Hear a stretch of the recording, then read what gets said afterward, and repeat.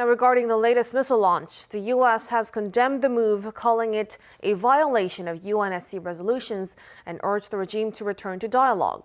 China called for diplomacy, while Japan slammed the North, saying it posed a grave threat to the country. Lee Si-hoo has more. The United States has condemned Pyongyang's latest missile launch, calling it a violation of multiple UN Security Council resolutions as well as a threat to the international community. These remarks coming shortly after North Korea on Wednesday fired a missile into the East Sea, according to South Korea's Ministry of Defense and the Pentagon.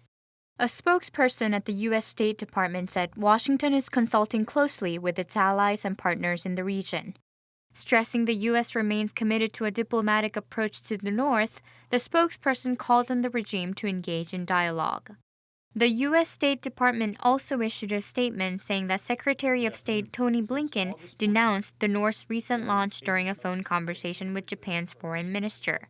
It said Blinken reiterated Washington's will to keep America's promise to protect its allies, and the two sides discussed joint efforts to tackle the latest threat and ways to bring everlasting peace to the Korean peninsula. Japan's prime minister also condemned the North, saying the regime's missile tests pose a grave threat. We find it truly regrettable that North Korea has continued to fire missiles from last year. The government wants to strengthen its vigilance and surveillance more than ever. We are now conducting a detailed and urgent analysis. And also responding to the launch, China pressed for the resumption of talks. Under the current situation, all parties concerned should keep in mind the big picture, be cautious with their words and actions, adhere to the right direction of dialogue and consultation, and work together to advance the political settlement on the peninsula issue.